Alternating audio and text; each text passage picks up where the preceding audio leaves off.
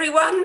I'd like to welcome you to the virtual Bookmarks Friday evening soiree. My name is Jan Nielsen. My claim to fame really is that all my adult life I've been a socialist, a feminist, and a fighting activist inside the Education Union, the NEU. And I'll be facilitating the discussion this evening. But the real star of our show is Louise Raw, and we're delighted to have her with us. Louise is an activist and a historian, but she's also the author of a fantastic book called Strike a Light, with the subtitle, The Bryant and May Matchwomen and Their Place in History. And just two little things about this book, which I think make it really important. Firstly, that for many of us, the new unions, the modern labour movement has always been seen to emerge from the dockers' strikes and the gas workers' strikes of 1889. But Louise, when she talks about the story of the Matchwomen, the Matchgirls as they were called then, the famous strike of 1888, she really shows that it was these women who were often the mothers, the sisters, the daughters, the lovers, the girlfriends, the neighbours of the men like Ben Tillett and Will Thorne, the men who've been given the role as the leaders of new unionism. She shows that these women were ahead of the men in their communities, and it was the Matchwomen strike that really led the way to new unionism. And I think also what's really great about the book is it destroys the myth, really, that the Matchwomen strike was really down to, and it was the responsibility just of Annie Besant, a Fabian celebrated socialist at the time, a bit of a celebrity, a journalist. And the story's often been told as if it was hers. But what Louise does in this book is she gives these women, who were often vilified up and down the land by their betters, so to speak. It was these women, she gives them agency in this wonderful, wonderful book. So I'll say it again at the end, but I really would advise everyone who considers themselves, a historian or interested in socialist and social history to make sure that you've got that book on your shelf. But tonight, Louise is really going to be talking about what are the lessons from this in a time of coronavirus, the history really of how our bosses have always been prepared to let us die for profit. Louise will speak, I think, for about 30 minutes, and I hope you'll all come up with lots of contributions and questions that I can put to her when she's finished. So Louise, off you go.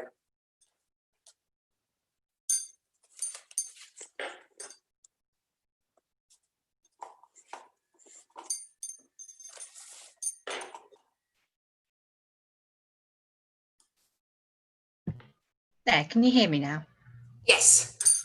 Brilliant, we have liftoff. Thank you so much, Jan. That was a brilliant introduction. Do you want to be my agent? That's fantastic. Thank you ever so much.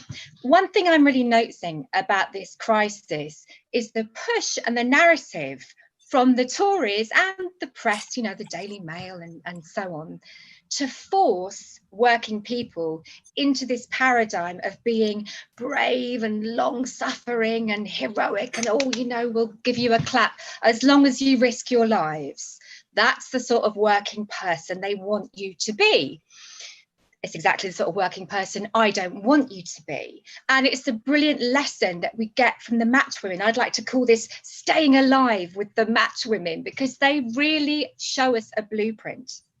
Now, in 1888, they too were encouraged and pushed and pressured to be these sort of silent, suffering working people, but they weren't having any of it.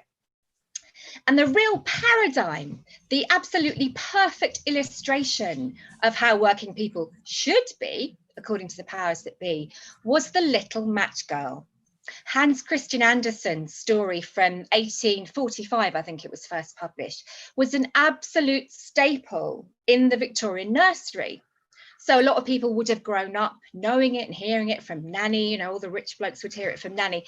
And when they first encountered the real Matchwomen, they got a bit of a bloody shock, to be honest, because they wanted them to be little Matchgirls, and the Matchwomen had other ideas. So let's look a little bit at the story of the Little Matchgirl, because it's so instructive as to how we're supposed to be, how our betters want us to be. So the story begins with a little young match seller, you know, we presume about 10 or 11, but she isn't given an age or a name, on the streets of an unnamed city on New Year's Eve. It's freezing, and she's out, this poor little girl, with bare feet. Her feet are red and turning blue, bareheaded, and the snow's falling. She has to go out despite the weather. She has to sell because she's got a horrible father at home who will beat her if she doesn't. So she's got no choice. She goes out and she's basically malnourished and, you know, freezing to death. Nobody buys her matches. And she walks past these houses where people are celebrating New Year's Eve, and she looks through the windows and they're all beautifully lit, and she sees these happy families. It's so different from her story. And she smells roast goose. She's, you know, she's starving, and she smells this incredible smell of the roast goose cooking. And she walks and walks, and she can't walk anymore. The snow's falling on her hair. She's, you know, really just freezing to death. She sits down, she sort of sinks down in the corner of a street by a house. And she thinks she shouldn't do this, but she's so cold, she allows herself to strike a match from her little basket of matches that she's supposed to be selling. And she feels a bit bad about doing that because this is the product, you know, it's more important than her. And it's wonderful. She can feel the heat coming back into her fingers. She can feel it coming back into her toes. And she imagines sitting by a beautiful furnace in a wonderful house. And she imagines a Christmas tree lit up like the matches. And as she's dying, she visualizes her grandmother, the only person who's ever really loved her, coming down from heaven to sort of lift this poor little girl up in her arms and take her to heaven. And Anderson tells us she's found the next day this poor little frozen body, but with a smile on her face. Now, that's exactly how the establishment would like you to die, quietly and with a smile on your face. Don't even complain. I'm not having a pop at Hans Christian Andersen. He wasn't a politician. It wasn't his job to do this, but he's trying to appeal. He's trying to tug at people's heartstrings. And the way he does it shows us who's an acceptable victim and who isn't. You are acceptable if you're a little girl, but you have to be very young, because working class women that were a bit older, you know, they might be a bit, they might have a bit of the old sexuality going on. We don't want that. That's terrifying. So we're told she's a maiden, very important.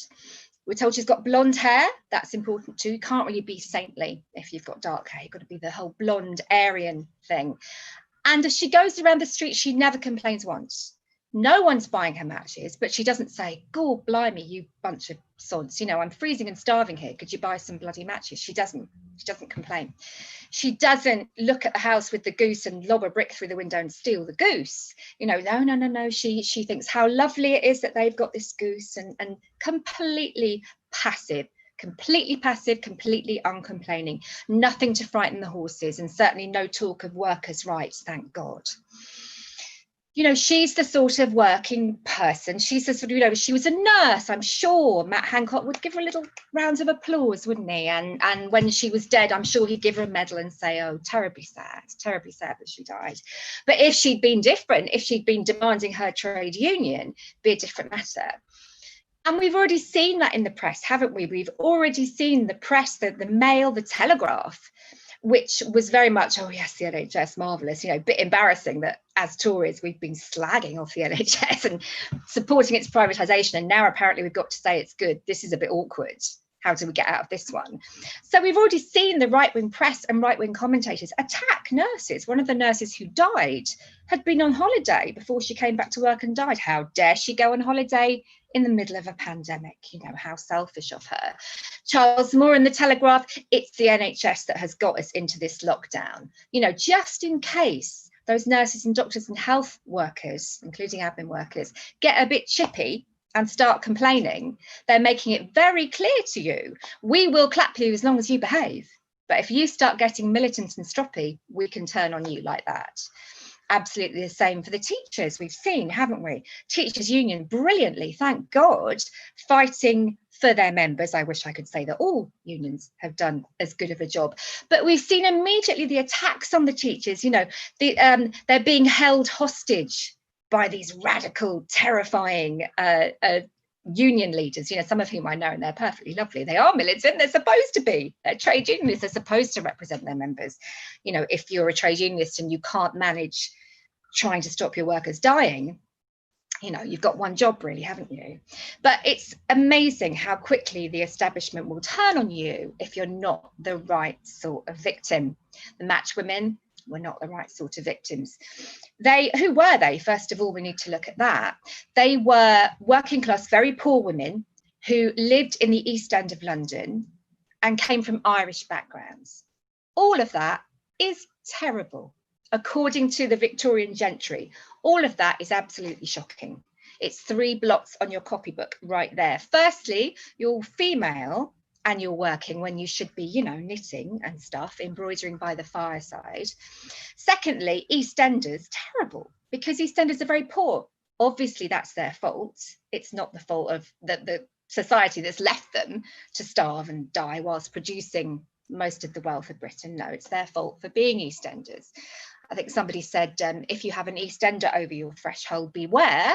You can have respectable poor people, but if they're from the East End, reach for the bug powder and lock up the spoons, you know, lock up the silverware. Terrifying EastEnders.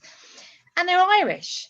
The Victorians, the Victorian powers that be, decided that the Irish were black because they were mad, basically, mad and racist. But that's what they decided, that this was a black race. Now, it's great, isn't it? If you want to oppress a group of people, we know you have to first other them and you first have to demonize them.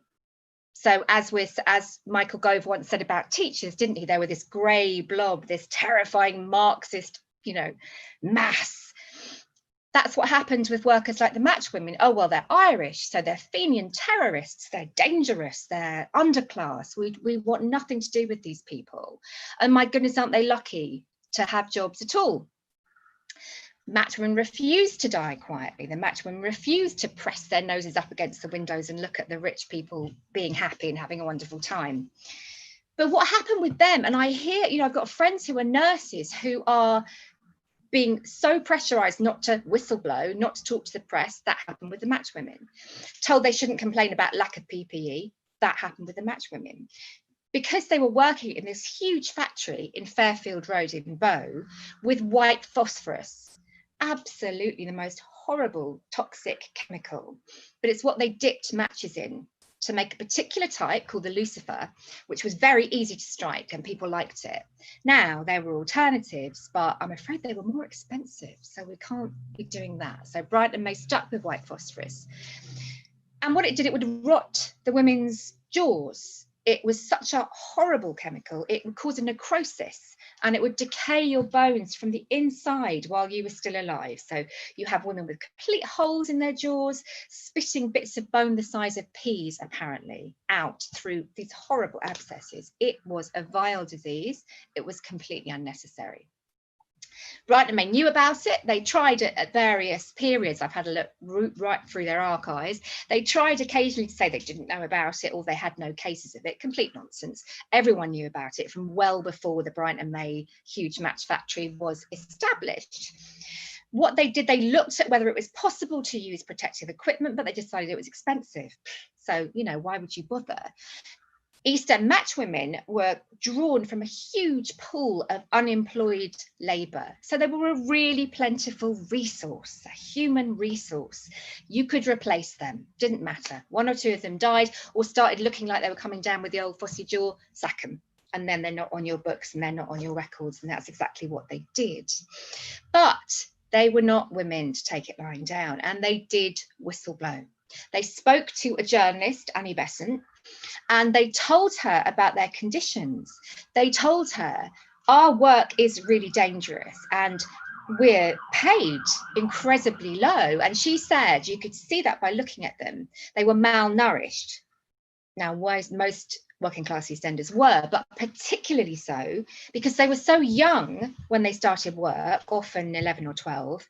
Wages had been forced down by Bryant and May, who were exceptionally good at being capitalists. They were capitalist fat cats before really there were such things. They were very in on it very, very early. Forced wages down, lower in 1888 than in 1878, which is quite astonishing. This is the glittering height of the Victorian Empire. Why do we need to oppress people like that? Well, we don't, but, you know, we might as well if we can. So some of them didn't develop properly. They didn't hit puberty properly because they were so malnourished. Really appalling circumstances. And they said to Annie Besant, well, one of the things that we'll do, the machinery we work with is incredibly dangerous, but it doesn't have to be. We can see ways of making it safe. And one girl said, I got fined illegally, by the way, from my already low wages because one machine was cutting our fingers. And we could see, us girls, we could see a way to modify it. It would still work, but it would be safe. So, you know, these are brilliant women, really. They're doing a little bit of engineering on the side as well. And she altered it, but the foremen were really brutal, and they were company men. If you go to the Fairfield Road site, you'll see that it's housing now. Looks like a Gothic castle, but the foremen had cottages, lovely cottages, built into the wall of the factory. So they were really company men. And they would assault the girls, they would hit them if they didn't behave or said the wrong thing. And this foreman said, you damaged the machine. And the girl said, it was cutting our fingers and it still works, but it's safe. And he said, the machine is more valuable than your fingers. Put it back how it was. Well, you know, that's capitalism, isn't it? That's a business case scenario. And as far as Bryant and May would have seen it, exactly right. She is dispensable. She has no value. This machine was expensive. So she had to undo her fix on the machine. And the next week, one of her colleagues had 2 fingers severed, completely severed by the machine. So what happened? She was sacked because she couldn't make matches without the full complement of fingers. So out she went. That happened all the time. They didn't have a union at this point, the women. And you know how we're always told that unions are actually a block on wealth production, aren't we? You know, the uber capitalists, your Adam Smith types will tell us if there weren't trade unions interfering in the beautiful, harmonious relationship between employer and employee, if unions would get out the way with their militancy, Mr. Gove would agree, there would be more wealth. You know, the employers would be able to make more money and they would trickle down and they would reward their workers. Well, you only have to look at history. And this is why they don't want us to look at history. That's why working class history centres always get shut down under right-wing governments. You only have to look at Bryant and May, no union, literally dying, literally being killed, you know, dying for profit. And the profits are huge. 20% returns on people's shares. Astonishing, absolutely phenomenal. There's no way they had to force these women to live in these conditions. So women, they blew the whistle. They spoke to a journalist and she published their story. And Bryant and May were furious. And they tried to get the women to say who had spoken to her, who had blown the whistle. You know, it's a bit like a headmistress saying, I know one of you girls has done this and you're all going to stay in until you own up. And what was so interesting is they refused to do it. They knew they would be sacked, but they absolutely refused. That was not how they rolled. They completely believed in solidarity. So they weren't going to reveal who had done it. But it reminded me a bit, a friend of mine is a nurse in Scotland, and she said, well, you won't believe what's happened now. We're not even allowed to have a WhatsApp group talking to each other. They're nursing COVID patients. People are dying on them. They haven't got PPE. They're having to go home, she's a single mum, my friend, to their kids and worry every day, am I passing this on? You know, Shona was working without PPE with a patient who has subsequently been tested for the virus. So, you know, it's just horrendous. But management came in and said, you cannot have a WhatsApp group. You cannot talk even amongst yourselves about what you're experiencing. So they tried to silence any kind of rebellion. and then the government can pretend it's all a success and it's all fine, and we have people out on the streets saying there's no such thing, don't believe in the virus. Same thing really with Bryant and May. People thought conditions must be great because it looked lovely from the outside. As I say, it looked like a real Gothic castle, this building. And Bryant and May matches were everywhere. They were so ubiquitous. Matches were very important then because you couldn't light a fire, cook any food, heat any water, have candles or gas lights. You couldn't do anything without matches. They were really, really key. And Bryant and May doing unbelievably well on the basis of that. So they're living, the Bryant family, who've taken over by 1888, are living in country estates. You know, Dominic Cummings's father-in-law wouldn't mind some of these places. They might not be quite as flash as his castle, but bloody hell, they're not far off, I can tell you. But the women are starving. And when this one girl, who Bryant and May decide is probably a whistleblower, or in any case, they think they can victimize her because she's popular with the other girls. They think she's a ringleader. So they sack her, they give the boot, really underestimating their workforce. Because what the women do with, you know, considered the lowest of the low, supposedly powerless, no trade union, they know what they have. They have strength in numbers. They have solidarity. So they all lay down their tools and as one, they march out the door onto the Fairfield Road, onto the Bow Road. 1,400 are on strike within 24 hours. And they march up and down singing rude songs about Bryant and May, which is the 19th century version of Twitter, I suppose, or Facebook or Zoom. They haven't got access to the press. So how do you publicise a strike? It's really important that you do. They know they need to win public opinion and they need to earn strike funds. So they march around singing these songs and people look out of their windows and say, who the hell are you lot? And they say, well, we're the Match Girls. Don't know why you wouldn't know that, you ought to. And they probably did because they were very famous, the Matchwomen in their neighbourhood. And we're on strike. And you know what our bosses are like. They're a bunch of, you know, expletive deleted probably. And people threw money down, which they caught in their aprons. So they were amazing. They organised immediately their own strike funds, their own mass meetings and their own strike committee. As soon as they walked out, they had a vote, a very democratic vote, and elected a girl from each major workplace to go back in and put their terms to Bryant and May.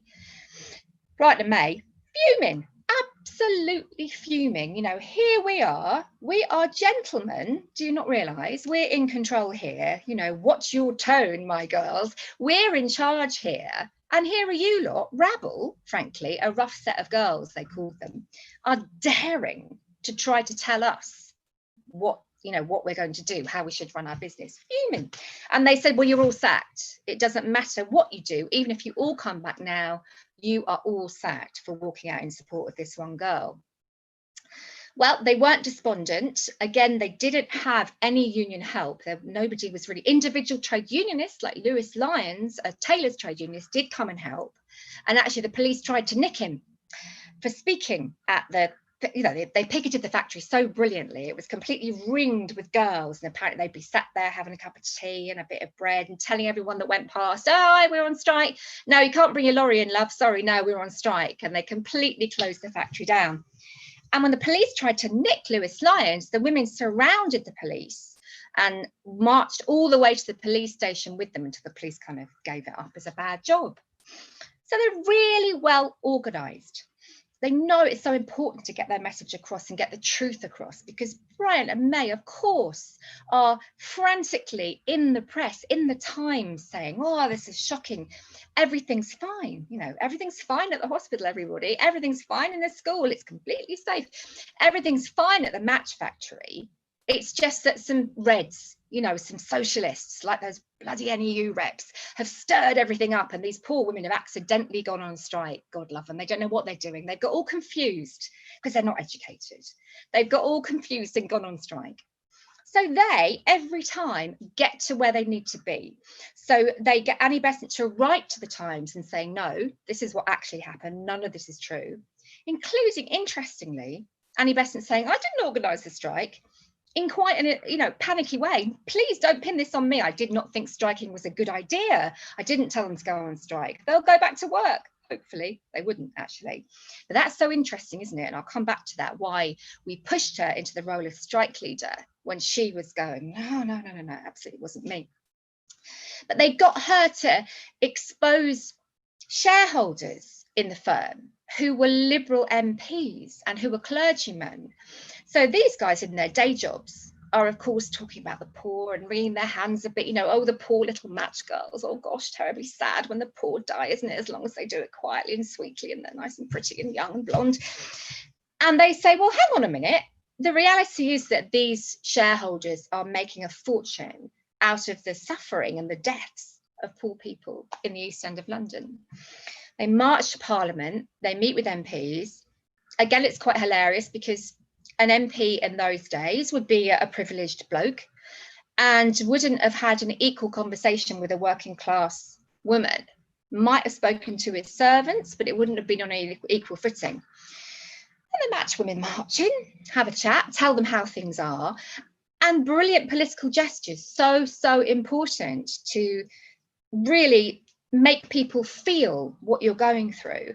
So one of the girls, who was about 12, took off her bonnet when she was in the room with the MPs and revealed that she was bald, completely bald on her head, and had ringlets here, but bald on top. And she said, just to explain, this is because I've been carrying huge heavy pallets of matchboxes on my head since I was a little child, since I was 6 or 7, and it's worn my hair away completely. And this made the MPs, this hit them where they lived. They had daughters that age, with the lovely ringlets, and they were thinking, oh God, imagine, you have to make, unfortunately, you have to rehumanize yourself as a poor working class person. Hello, I could almost be your daughter, I could almost be human. All of this brilliant publicity, all of this brilliant solidarity, not one of them would go back, by the way, even though Annie Besant was trying to push them to go back. They wouldn't do it. They absolutely held out complete solidarity. While one is out, all are out. It had an effect. Share prices started to tumble, and that's the one thing they can't stand, isn't it? The old share prices going down. And Bryant and May, within 2 weeks, incredible victory, was forced into giving in to the women's demands. And the women's demands were extraordinary. They were very sophisticated. They weren't just, well, we want our jobs back. They were like, right, while we're here, we want to form a union. We demand the right to form a union. We want a separate dining room, because they knew about Fossey Jaw.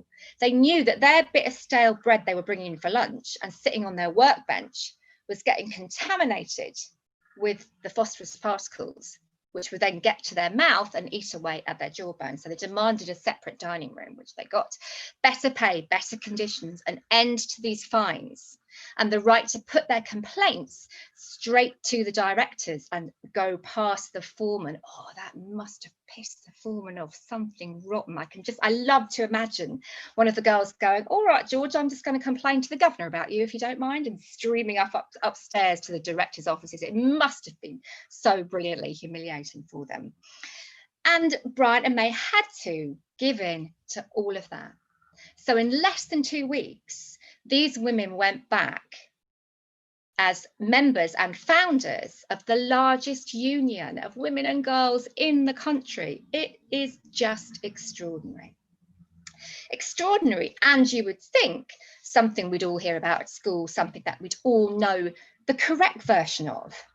I mean, God, if it takes me, I was in nowhere an academic. I was a trade unionist who'd left school at 15, when I came to this story. If it takes me to tell you the right story, something's wrong there. It should have been told 130 odd years ago, shouldn't it? But it wasn't. We're quite, when I say we, I mean the establishment is quite scared of mass movements, isn't it? Of lots of people getting together. They can deal with great individuals changing things. Hopefully kings or queens. We like it if they're kings or queens. That is ideal. Kings for preference because they're men.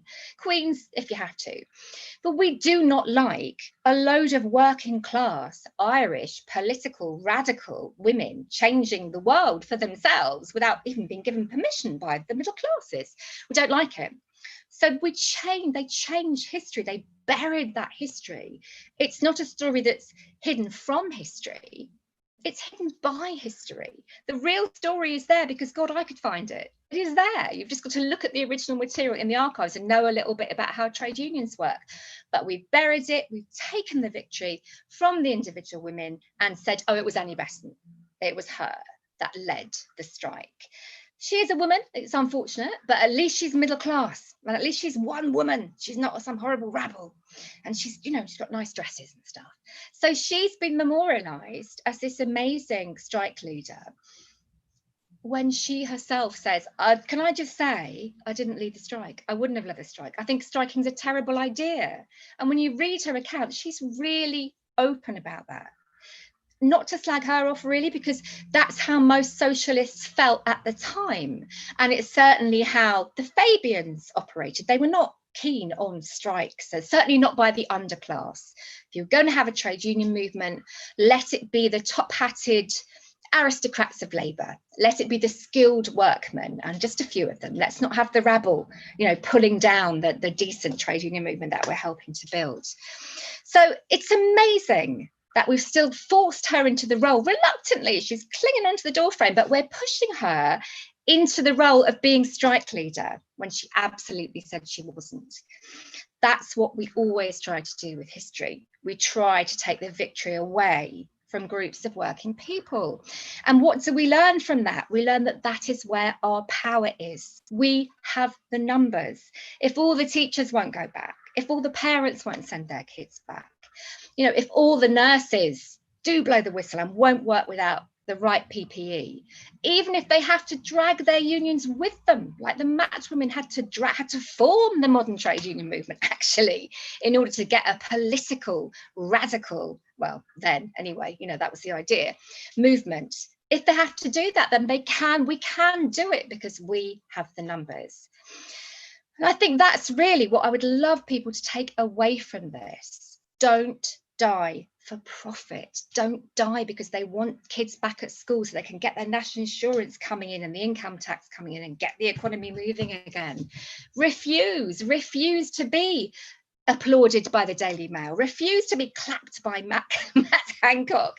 Don't be that good, passive little match girl. Be a nasty, belligerent, loud matchwoman and stay alive.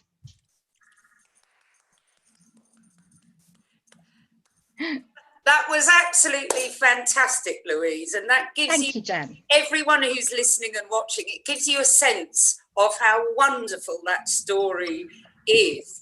I'm just going to say, I was reminded as you were talking, Louise, about how, the Bryant and May owners weren't prepared to pay for the red matches, which would have saved the women from Flossy Jaw. But why should they? It's a bit more expensive. Why should you? Absolutely. Why would they? But yet they talked about their morals all the time, didn't they? They were overly concerned. I mean, as so many of so-called philanthropic employers at the time. But I also love the way that and I hadn't thought of it, despite reading the book, that these were key workers.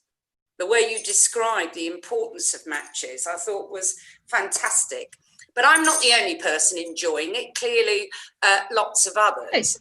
A quick comment from one person, Sasha, who says, my mum had 2 of her fingers cut off in different jobs because of poor health and safety and pressure at work in her working life. The capitalists don't give a damn about our lives. Quite right, Sasha. But 3 questions. I think we'll have 3 and then we'll have another round. So from Sonia, really interesting questions, which again, Louise really covers in her book. What relationship did the women have with other radical political figures and trade unions of the time? That question, lovely, thank you, Sonia. Sarah asks, were the women influenced by the ideas of Irish republicanism? And what were the effects? That's a great question.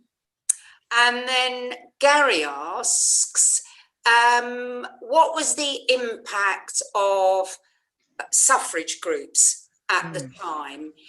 Did these organisations campaign alongside or to support the Match Girls, or were they more concerned about winning equality with their husbands, the middle class voters? So I think I've given you, that's 3, isn't it? So that's 3. Why don't you really have good questions. Thank you very much. Really good questions. Really good questions. Gary, starting with you and the suffrage question, it's a little bit early, 1888, for suffrage societies. But when suffrage societies do form, we see the women of the East End, and they must have been matchwomen because they were such a huge workforce, really radical and really involved. Again, with suffrage, we tend to get the middle class story, don't we? We get endless Pankhursts. They're all these women that with the same surname and the same hair. It's like the Kardashians, isn't it? It's very confusing. But the only Pankhurst you need to know is the Pankhurst who does everything, is of course Sylvia, who very sensibly, despite being from a middle class background, goes to live and work in the East End.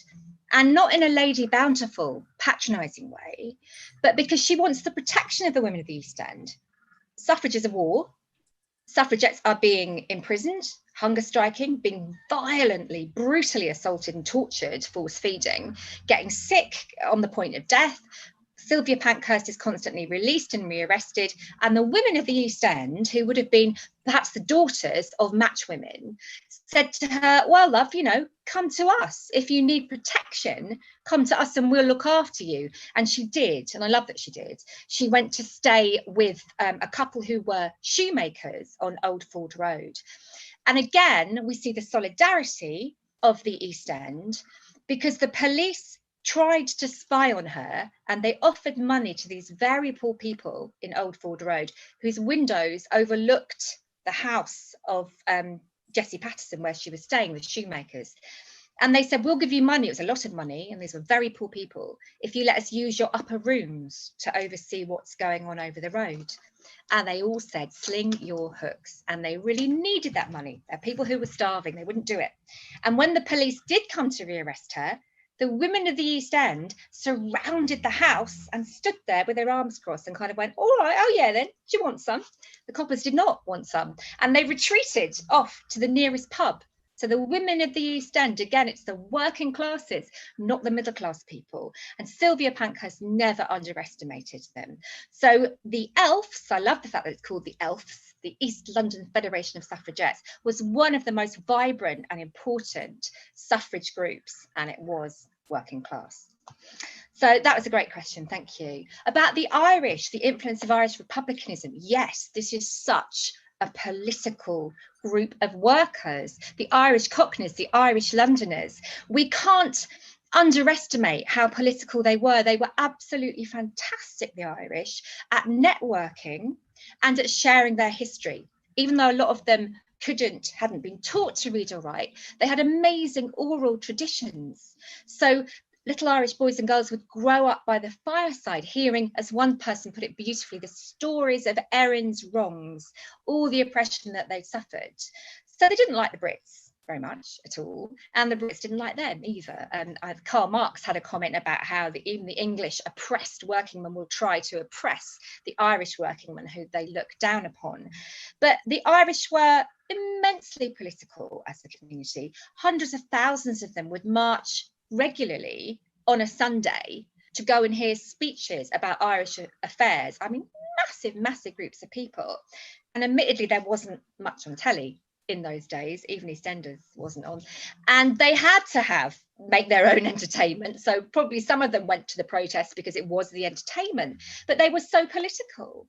When I was writing my thesis, I went to do a PhD thesis eventually, I was told, well, you're over-romanticising the Irish, really, by my university. They wanted me to take out the bit about the importance of this radical Irish community, but it's absolutely provable that these were an incredibly political group. And these matchwomen said they knew Annie Besant, they recognised her from socialist platforms. So they went to enough demos to recognise the speakers. One of the matchwomen whose granddaughter I interviewed for my book, Striking a Light, available from all good bookshops, especially Bookmark. Sorry, bit of product placement there, you've got to do it. said that her granny always had pictures, photos of leading Irish Republicans that she would take from room to room with her, and that when she got drunk, which wasn't infrequent, on the gin, she would sing Irish rebel songs. So yes, a completely political community. Whether or not they knew other figures, well, they knew the dockers, obviously, who went on to lead the Great Dock Strike, because, as Jan said, they were all related. Historians who talked about the strike before I did, the sort of mainly manly Marxist men of the sort of 1950s and 60s did touch upon the strike, but they tend to say it wasn't important. It was the dock strike and the gas workers strike that began the modern trade union movement that Jan was talking about. What's interesting is the dockers did not say that.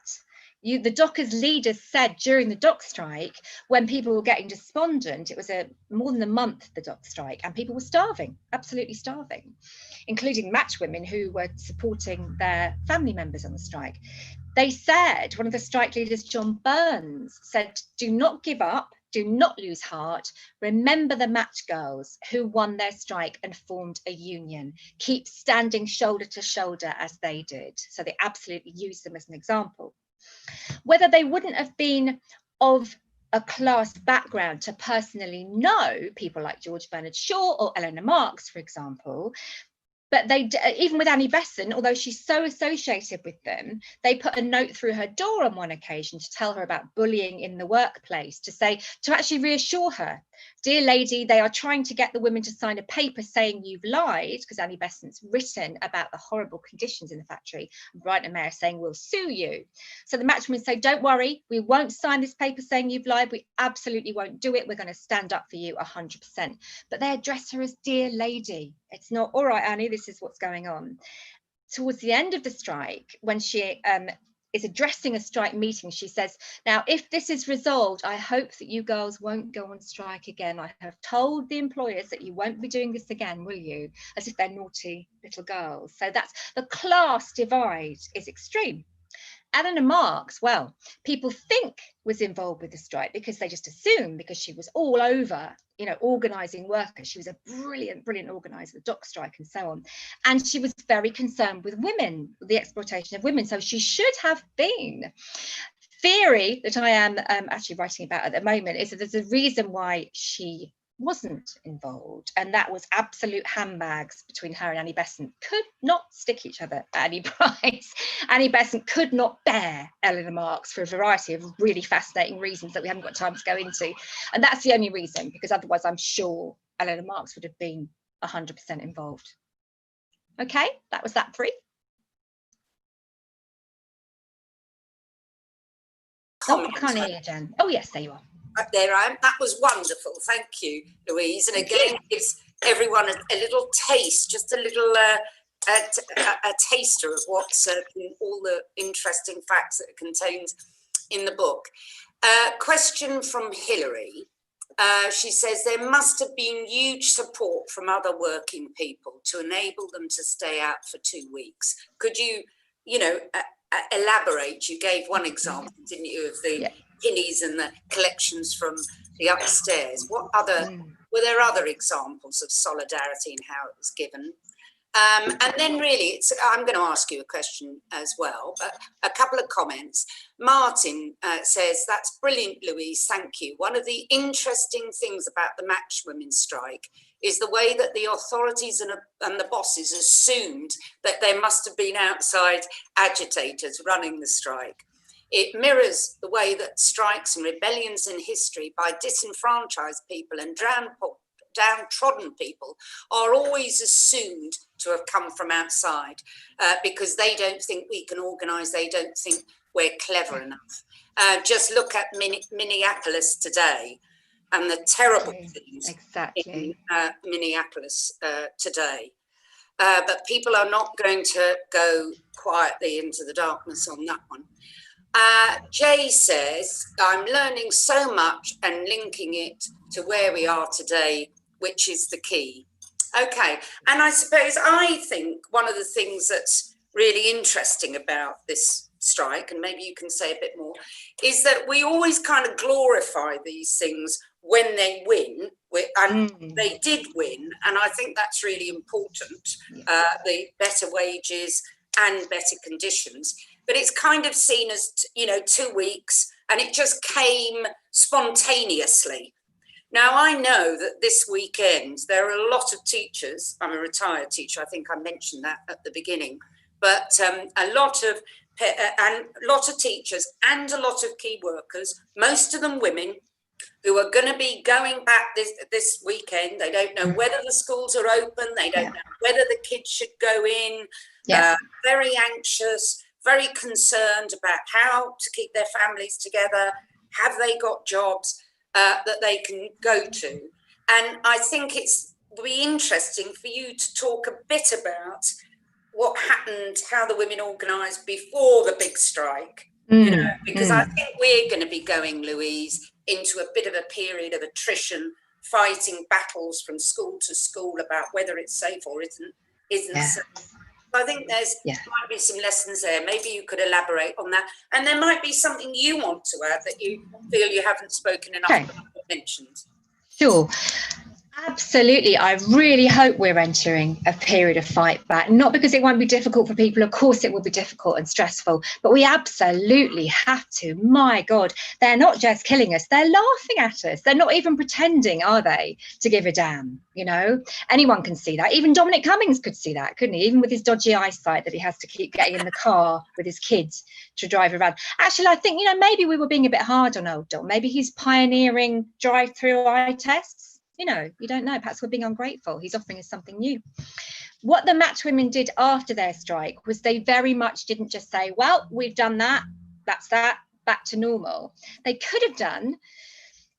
And it wouldn't have been surprising if they had, because these women are knackered, absolutely knackered. They're living in one room often with kids, with family members, 10 to a room. No one's getting any sleep. There's always somebody sick or coughing or a baby crying.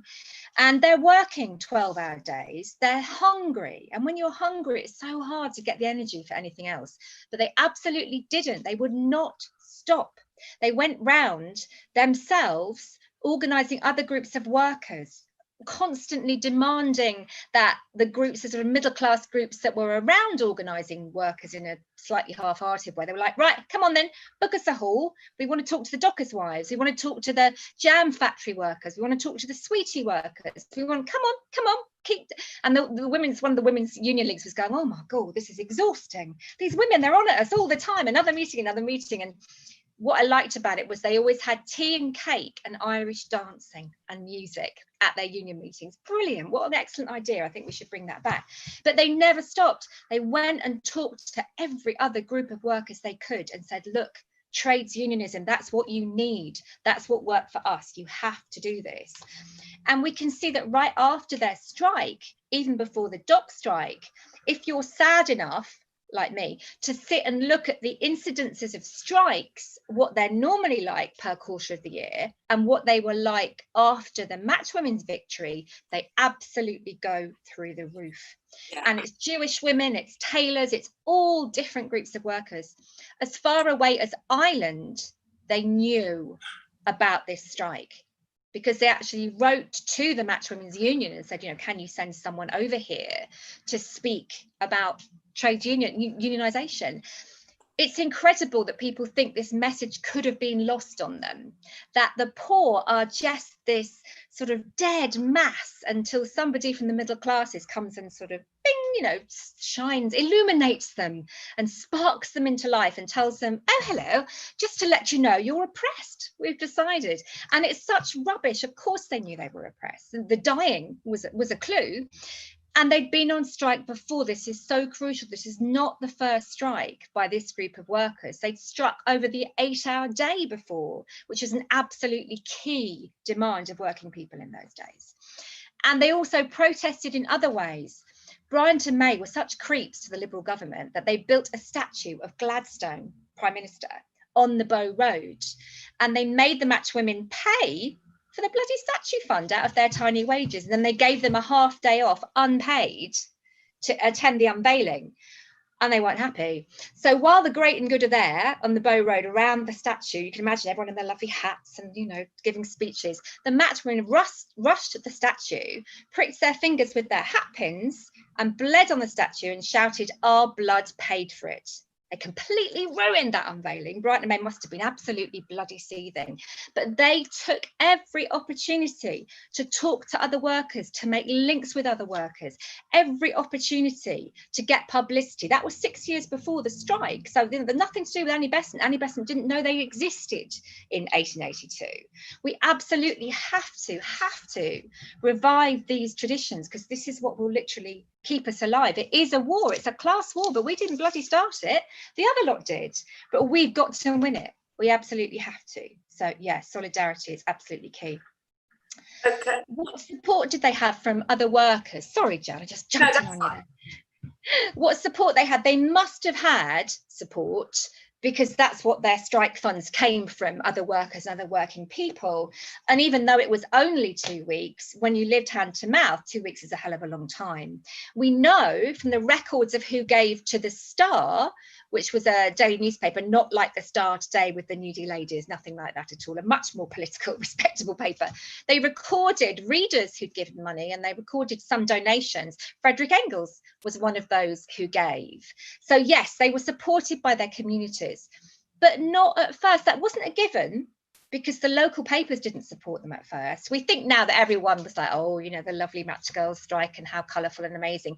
But the East London Advertiser really slated them and said, what's going on here? You know, we've got women of the worst kind parading the streets. Good God, there could be a revolution. They sent the police in. You know, they were so worried that this could spark a revolution that all police leave was cancelled, and people were, you know, the police were sent to corral these dangerous matchwomen. Isn't it always the way? Isn't it always the way when the working classes move? You know, the police are there going, oh my God, it's terrorism. Whereas when the powers that be do things, well, I mean, look at what's happened in America. Look at these people bristling with guns, marching on state buildings, and the police going, oh, that's fair enough, isn't it? It's absolutely fine. And Trump going, yeah, well, you can't really blame them. And then, you know, a black man drives a car in public, and so he gets killed by a cop with incredible previous, but it's always threatening when it's done by people who are associated as underclass. It's always looting when we do it. It's always rioting when we do it. But you know, when the fascists kick off, or the upper classes kick off, or you know, the upper classes go around stealing stuff off everybody like all the time, it's what they do historically. That's never called looting anymore, is it? It's always us. So yes, they were supported, but they also fought for that support. And they weren't a weak group of women. They were known for being very, very strong and fighting if they had to. So to be honest, I would have supported the Matchwomen strike regardless of my politics. You weren't going to not support the Matchwomen strike if you wanted to, you know, remain healthy and well in the East End of London. And actually, female militancy way before the Matchwomen, women who went on strike were known for having incredible solidarity, but also do not be a strike breaker. Make sure you support them, because there were some unfortunate instances of people falling down wells and being dumped under water, in water troughs. You know, people got a bit careless that didn't support women's strikes. They didn't mess around. You know, when they were pushed far enough, like BME people in America now, push people far enough, they're not here to play. They're going to make sure that their protest counts. What was the other question? Oh, about the fact that we always assume that it's outside agitators. Whether Bryant and May really, really believed it was Annie Besant, I don't know. They knew their workers to an extent. They obviously knew they'd been on strike before. And, you know, they really slagged them off behind the scenes, a rough set of girls, bunch of troublemakers, etc., etc. Did they really think Annie Besant had started it? Probably not. But it was really hella convenient, wasn't it, to say, oh, yeah, if this is what the Times is saying, we're completely on board. Oh, yeah, absolutely. Our workers are so happy. They're so well treated. They love working for us. It's one big happy family. But these Reds under the beds, you know, they come along. Exactly what the Telegraph and the Mail have been saying about the teachers' unions. teachers want to go and sacrifice themselves. No, they bloody don't. Why would they? They want to die, you know, and see kids die and their families die. But these unions, these wretched militants, these Reds under the beds are holding them hostage. Complete nonsense.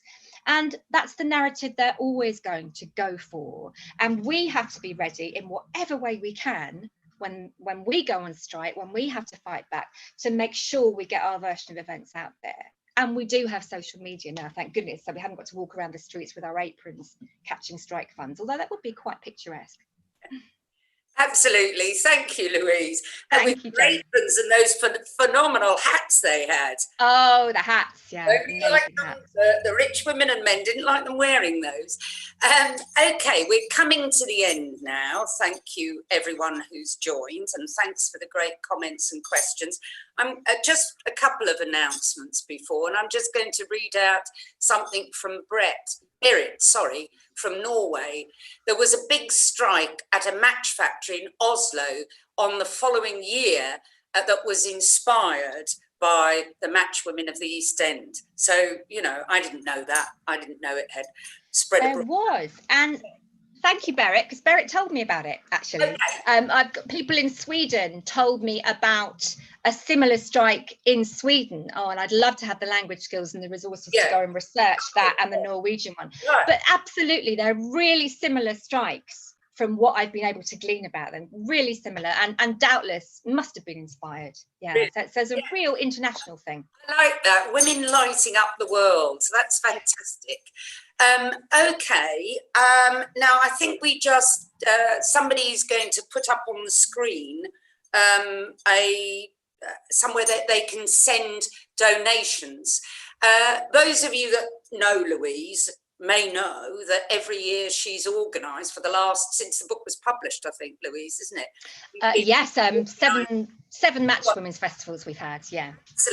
Absolutely, fantastic events. But of course, unfortunately, this year, because of the pandemic, we won't have the opportunity to attend. Obviously, Louise has lost money herself as a result of this. So we're saying to people, if you would like to make a donation online, you can make a donation online, and we will be giving that to Louise to compensate her for the expense that she's already incurred in this wonderful, wonderful project. So I hope you'll donate. Thank you. I didn't know you were doing that. Thank you. That's lovely. Yeah, so we should. And I'd like to say a really big thank you again.